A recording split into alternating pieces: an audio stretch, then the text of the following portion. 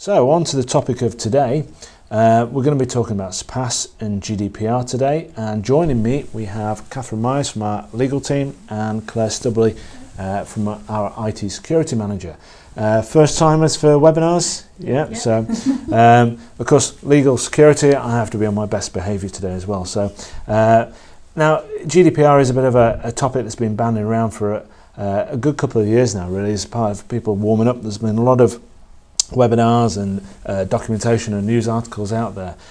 This really is going to be a focus on what we're doing as relation to GDPR. So anyone who's a Surpass community member, so customers out there, then this is a good opportunity to really get some information about what it is that we've been doing, working up towards the big deadline. So we're going to be looking at GDPR in relation to Surpass, BTL and community members. We're looking at data storage, export, delete and auditing options. We're talking about data transfer, data breach management, which is obviously one of the big components of this. We know some of you have been asking about security questionnaires, so this is an opportunity for us to kind of show you how we intend to help you with that. Security policies, and then we're going to touch a little bit on Microsoft Azure. So let's kick off then. So Kathryn, what is GDPR? Well, this has been a long time in the coming. So we've known about this piece of European legislation for at least 2 years. So it appeared in draft form at the start of last year, and then steadily people have had some lead-in for implementation. So generally it puts organisations under more transparency obligations to demonstrate how they're treating and dealing with personal data.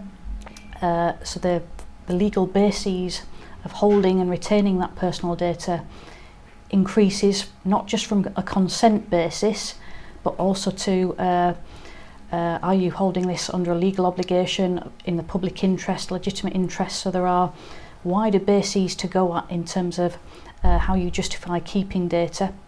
There are more positive obligations in the privacy by design to demonstrate that you're actively introducing improvements and security changes into your processes to demonstrate that your personal data treatment is good and sound in that respect. And so this comes in on the 25th of May, and it extinguishes and supersedes the existing Data Protection Act. Okay, so it really builds on that, but it enhances it in many ways. So it's kind of thing we've had around for a while now, isn't it, in terms of, you know, the Data Protection Act has been in place. This is about just taking some additional steps to protect us as citizens in terms of how our data is being managed.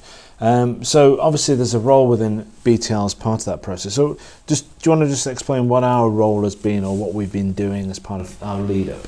So we've been looking at all of our processes, had quite a long period of customer engagement to particularly in discussion about the functions in Surpass, thinking about data retention, and we've done very wide personal data audits internally in BTL to decide if we're a controller of certain data sets or a processor. So for some of our employment data, we're a controller because we decide on decisions that are made in relation to that data. We decide what we're going to do with it. Where we're a processor, we take instructions from ultimately a data controller who instructs us in how to use and treat that personal data. So for our customers, generally in our contract treatment at the moment, we are processors, and our customers, awarding bodies, examination bodies, are controllers. Now that doesn't have to be, the collection by our customers doesn't have to be based on consent anymore. It can be based on other legal bases.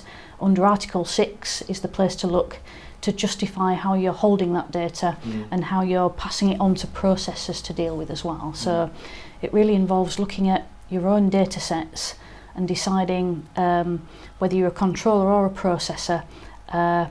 If you're a controller, you're able to make decisions about who you pass it on to, how you use it, but also deciding under Article 6 how you justify holding that data. So that's probably the first step. Okay.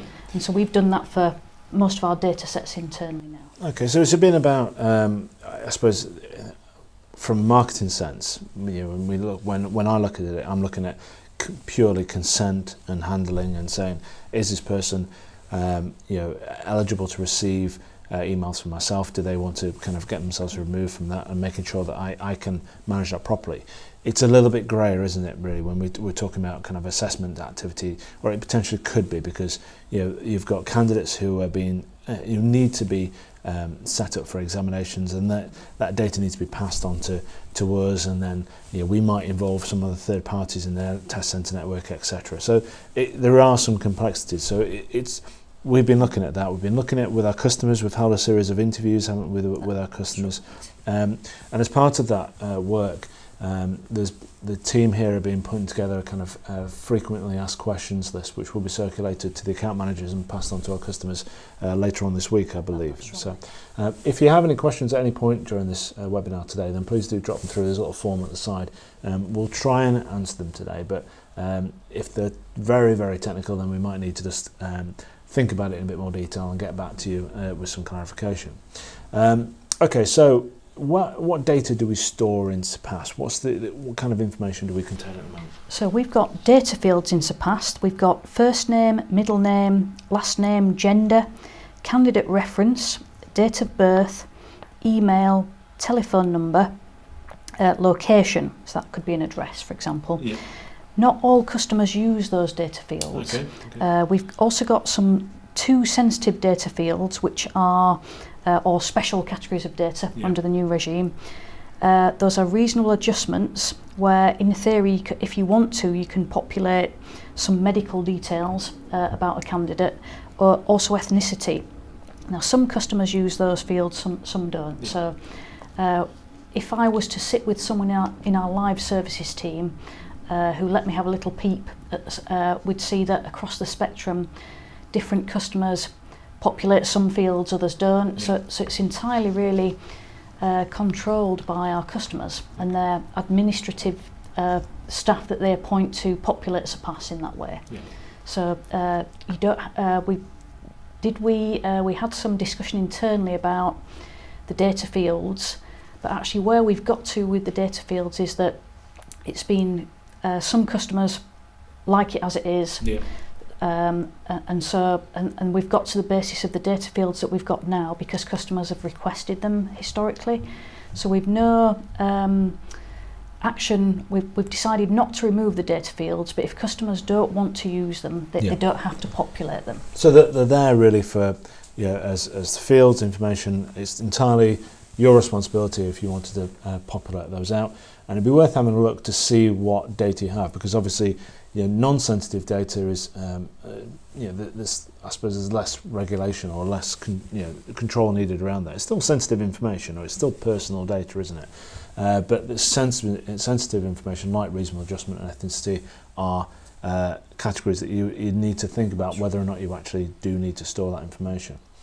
Okay, so where do we store personal data? In terms of locations, Claire, do you want to just kind of tell us what we do around actual hosting and storage? So we've got two hosting providers currently. We've got our Rackspace provider that's based in the UK, and then we've got our Azure platform, which we'll be migrating customers to. And again, for our UK customers, that data will be based in the UK. Okay. So it's, I suppose, as part of GDPR, it's that kind of EU location. So as it's in the UK, I don't quite know where that's going to sit in a few years' time with Brexit, but at the moment it's UK based, so storage. Okay, and in terms of security measures at these at Rackspace, for instance, what kind of security measures are in place with Rackspace at the moment? Rackspace have ISO 27001 certification, as do Azure, and they publish that information on their websites, and we've got some documents if people want to see a sample of those. Okay. So we can provide that if required. Okay, so it's robust activities. So obviously customers may wish to export some data. What options do customers have at the moment, Kathryn, around exporting? Can they export data? They can. So there is a CSV file format that's a function in Surpass. So you can export your own data at any point in time, and we'd encourage you to do that. So strictly speaking, our best customer is a customer who extracts data regularly and keeps it themselves. And so you can do that. For most of our customers, they don't use Surpass as the single repository that they rely on. They are regularly extracting data into their own records and then actively deleting it every 2 years, 3 years, and not relying on Surpass to be their sole repository of that data. So most customers actively manage that process by extracting the data and inputting it regularly into their own systems. And we talk about MIS providers, student databases and things like that. Those are the systems which connect with Surpass. And when you say about Surpass not being a kind of central service for that data, it's quite a common aspect where people effectively just use our system for the summative examination delivery and then pull the result back into their own systems, isn't it? So, so there are options, considerations to ask yourself: do I actually need to keep this data in Surpass? So, could customers effectively delete? Well, let's say delete an individual record. Could someone, if a candidate put a request and say, "Can you delete all trace of me, please?" Can customers do that within Surpass? They can. So we spent some time sitting with the live services team, and although there's not a single candidate delete button, you can delete individual data fields. So it's relatively easy to delete a candidate's or all the fields from one candidate's record. So that would, for example, if we got a data subject access or deletion request, typically from one candidate, a customer should in theory be able to deal with that request themselves. But we're very happy to support people if they need some help. But you can delete the data fields. And through support, obviously support at btl.com is a good place to start with that. Or if you want to speak to one of your account managers as part of any kind of review meetings, then that's also an option, isn't it? So I suppose deleting or anonymising the candidate, I suppose, rather than deleting it, helps in the fact that we're not then impacting the examination data and everything that goes on with that. So it's a slightly better way of doing it, isn't it? What about if a customer wanted to delete a large batch of records? Is there something in place for doing that? So we discussed in some sessions in January and February with customers whether they wanted to see a deletion function in Surpass, and different customers had different requirements around this. Some wanted to delete 6 months, 1 year, 2 year, whatever their retention periods were. Others wanted to delete slices, which was slightly more difficult. Others didn't want to delete at all. They wanted to anonymise records so that the data underlying those records still stays in Surpass, so they could still carry out statistical analysis on it. And so the data records would be there in the background but anonymised. And so it was difficult to from customers to draw one conclusion about what a deletion function in Surpass would look like for all customers and that would suit all tastes. What customers generally said was that a deletion button it actually scared some people as well, in that if they customers were able to delete candidate records, there would be accidental deletions if it was made so easy as well. So there was some concern about... Because when it's deleted, it's gone. It's gone, yeah. So if a deletion request came into our live services team for a large amount of data, we would manage that by the data that's flagged for deletion, we would take out of Surpass and put into a different environment, and then we'd actively ask the customer to check that data before we deleted it. So, and that would be possibly a process that took a few weeks, so that was a check-in process. And then once we given the all clear and that's been okay and approved for deletion by a customer, we'd then delete it, but then also understand that it would be irrecoverable from our records. So we wouldn't have a backup of it at that point. So that's why the checking process would have to be absolutely certain there from both sides. So really we've had these conversations with customers. There is no one size fits all. There is no one big button, which that big scary button, wasn't it? That's right. And also, like you say, about the actual types of data, so whether it's to be anonymised en masse or only certain sections, there is no consistency, because I fully imagine there are some customers who are dealing on a slightly more 12-month cycle, so with, I wouldn't say low stakes tests, but tests which are kind of very much kind of might last for only a year, let's say a membership based examination. But there are some customers who are dealing with tests which we need to have a lifetime record in essence. We need to go back and find, so if there's some disaster as a result of someone's mishandling and it's proven that they have taken the test, there's people need to know that information. So it isn't one size fits all, is it? So that's right. But then our expectation would be that a data controller set their own retention and then instructed us when our deletion periods should be. So we'd always work on the basis of customer instruction about when and how much is deleted. We've never deleted anything ourselves. It's always been on the instruction of the customer. Okay, excellent. So in terms of audits, because that's obviously one big component of that, can people audit us as part of the process? They can. So the regulations from May allow audits, and strictly speaking audits throughout the chain. And so we've asked Microsoft and Rackspace, who are our downstream sub-processors, if they would allow audits.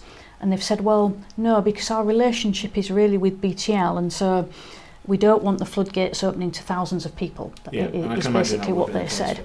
And so now Claire might be able to tell you more about whether Rackspace and Microsoft will allow an audit. Historically, Rackspace has, and for BTL directly. Would you support? What kind of support would be put in place for an audit? What we would encourage, if customers wanted to, we'd facilitate time for you to come visit us, and we'd line up the relevant people for you to speak with. In respect of the hosting providers, we could facilitate some viewing of some documentation, but then in other cases we might have to ensure that an NDA is in place with the Microsoft and Rackspace before we could share that information, but it's not beyond the realms of possibility that we could facilitate things. Okay, so the help is there if needed. I believe it would be a chargeable activity, really, wouldn't it, if we were going down that route of audits? But then that's because there's a good amount of time would be needed from ourselves. Unfortunately, that's just the way that these things work, really. And so when we in the process of amending customer contracts between now and May, and probably that process might not be final by May, but one of the new rights in our customer contracts is the right to audit. Yeah. Okay, so it's there, it's part of the contractual item. Okay, so does BTL transfer data outside the EU, Claire? Do we send Surpass data outside the EU? Well, to my knowledge, I think that's more a question for Kathryn. No, generally our European customers, it's prohibited in our customer contracts. Okay. And that is because in the current Data Protection Act and in the new regs, there's a general default position of a prohibition on transfers of personal data outside the EU unless there is an exception in the regulations for that. So we don't send any personal data outside the EU. Rackspace and Microsoft's activities in the data centres are all in nominated UK data centres. Now we do have some non-EU developers. Yeah, we've got teams in Russia, India, haven't we? Or obviously, like you say, outside the EU. That's been I won't say a challenge, but we've had to look at how we do share information which may contain data in there. So what have we put in place to accommodate that? So they don't see any personal data at the moment. So we've got processes in place where if, for example, there was a development fix that came into our live services team. So at the moment in BTL's UK office in Shipley, the only people that can access any personal data in Surpass are the people in our live services team who number between 20 and 25 staff. And they're identified with specific sort of access control logins. And if they get a request from a non-EU developer that comes in through the development fix task allocation tool, what they will do, if that involves accessing Surpass in any way to look at how that development fix can be affected, the live services team will anonymise a copy of the Surpass database, so all names and emails of candidates are completely scrambled, Okay. and they see a copy of the database in a completely anonymised form, Okay. and then they will work on a development fix on that basis, but they will never see outside the EU any personal data. So it's obviously been a bit of a challenge because we want to provide, you know, information so these guys can actually solve bugs, fixes, make changes, etc. So we've put something in place so everyone's protected in terms of their data going out the EU. Now, obviously, one of the reasons why GDPR, one of the aspects of GDPR, is the idea of a data breach. What is our situation, or what is our position should there be a data breach reported? So it would help us between now and May, and particularly for our Article 30 record keeping obligations from May. So from May we have to hold a record of all customer data that we process for a particular customer, but also the name of the data protection officer or the customer data security manager for every customer. And so if there was a data breach, that would be the person that we'd get in touch with. So we'd have to be very sure in BTL, it'd have to come to our notice first. So we'd have to be aware of it internally. And how might that come about? Is that something? Could be a staff report, a customer report. So we've got a very defined process under our ISO certification for reporting incidents. And then we'd get in touch with customers, and if a customer was affected, we'd within a 72-hour period we'd help customers to work out how the data breach had occurred, who's affected, how serious it is, and then customers would have this 72-hour reporting obligation with the ICO. So it's our customers who would be responsible ultimately for reporting that? Where feasible. So although there is a 72-hour notification period in the regulations, it is caveated by the word where feasible. Yeah, okay. So as and when information about the breach came to our knowledge, and we'd put a team on to investigate that quite intensively as soon as we could, it would, in all likelihood, most data breaches, you find out things as you go along. So we'd work collaboratively with our affected customers to give them as much information as they needed to work out what to do in that situation. Okay. How do we currently manage our security policies? What do we have in place? So we've got our ISO 27001 certification, and what is that really? It's what we call an ISMS, an Information Security Management System, and Tim's got a nice graphic there for you to see. It's made up of many different parts, and we do have a number of policies that guide us and that should describe how we should behave, and it's our responsibility to make sure that we go around and check that we behave in accordance with those policies, or do we need to improve upon those policies? Okay, so it's quite a comprehensive range of policies, isn't it? How many policies is it in terms? At least over 40 in different topic areas. So we've got some in access control, we have some in regards to incident management, and then we've got some more in the compliance arena, which is obviously why we're here today discussing the merits of GDPR. And in terms of the awareness of BTL staff around these policies, what have we been doing and GDPR I suppose as well really, what have we been doing? Part of the obligations for managing an ISMS, we've got to go around and do training. Since July last year we've been doing phishing training, we've done some wider training around what is an ISMS and the different policies and what it means to BTL. And then lately Kathryn's been doing some more intensive GDPR training, and she's gone around very different departments within BTL and given very specific GDPR training. Okay, and I understand Virtual College, who we work with, they also have a GDPR course as well. They do. And what does that involve? So there is a more basic module for all staff as a basic awareness aid, and then there's also a 2 to 3 hour master module. Right. Okay. And this is an online training course? It's online training, and then that would be directed to people who worked with personal data a lot, like a security manager or or a data protection officer, for example.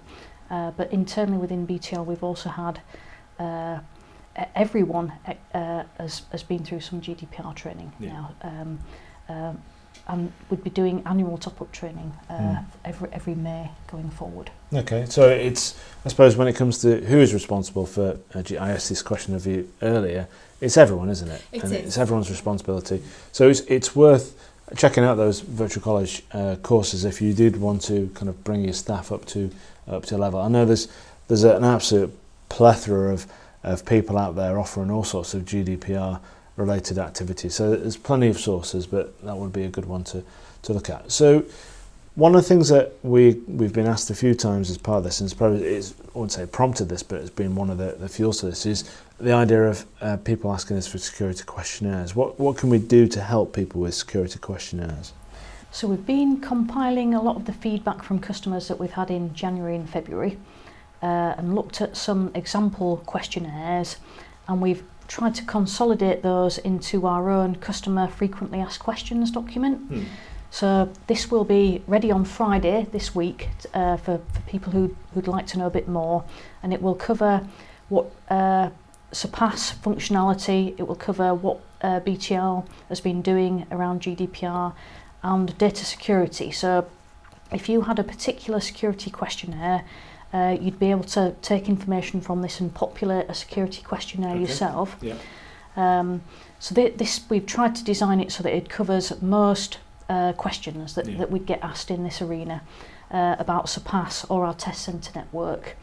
Well, it's interesting. I meant to pick up on that earlier as well, because when we talked about with Surpass, it's obviously within the UK, hosted within the UK and operated within Europe, but test centre networks, just on that very briefly, that's actually something where data goes outside of the EU. What are we doing to kind of combat the potential of data going outside the EU? Are we so we're looking at, because there's a bit of an exchange of sensitive information for candidates on the day, perhaps special measures, or a candidate might experience an untoward event on the day.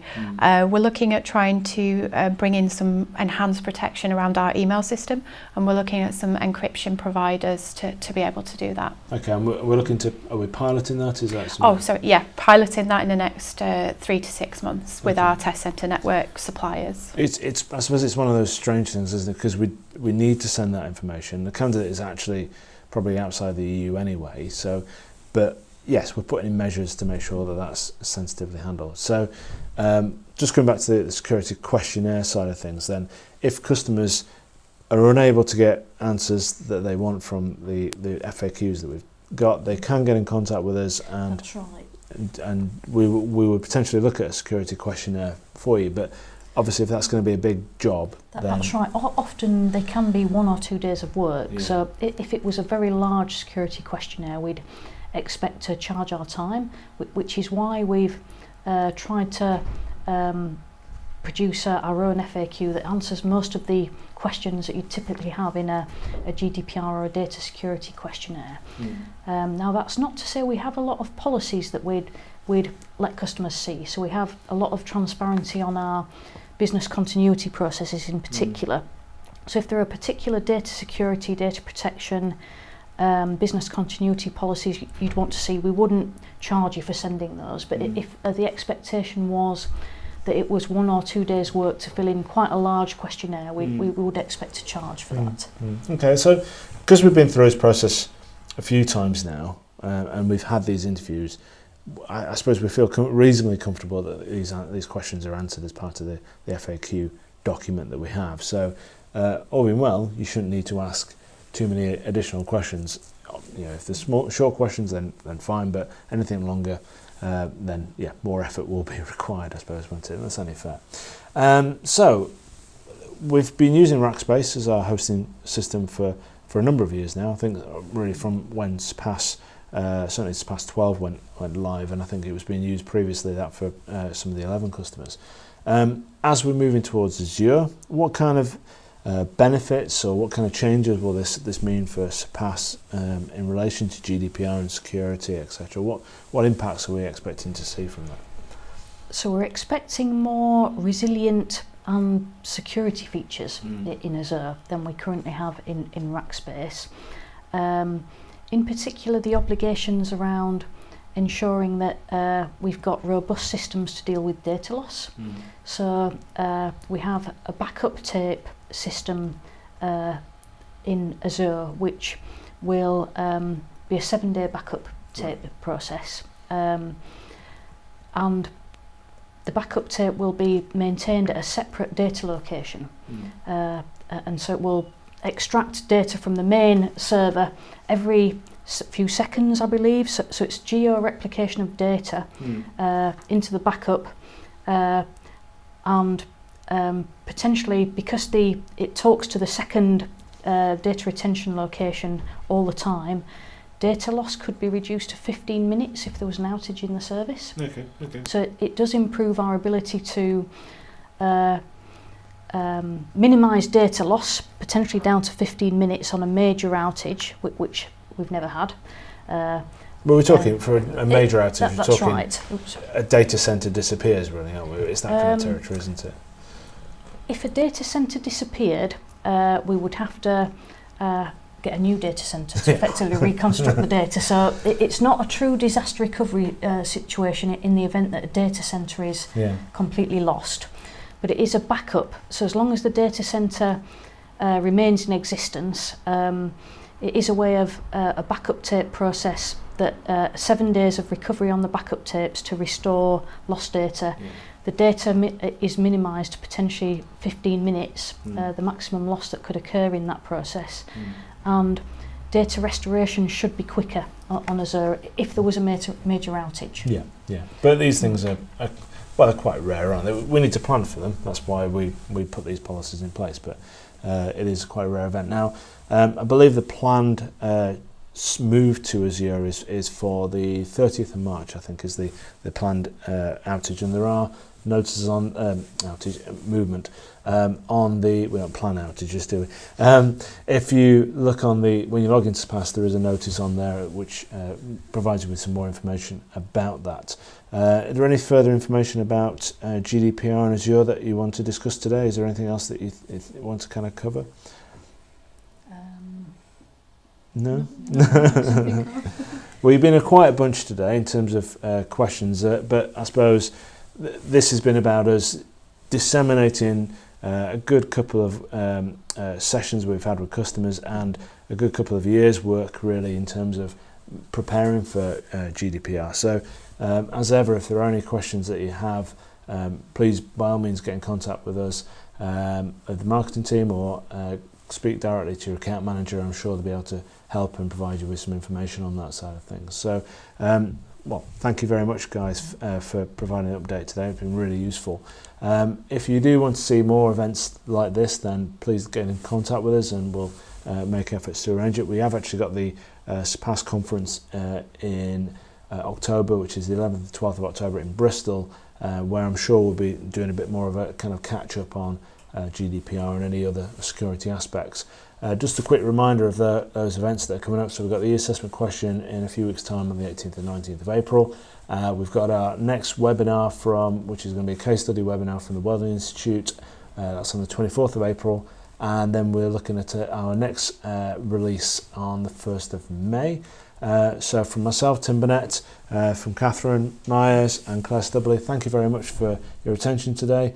And thank you very much and goodbye.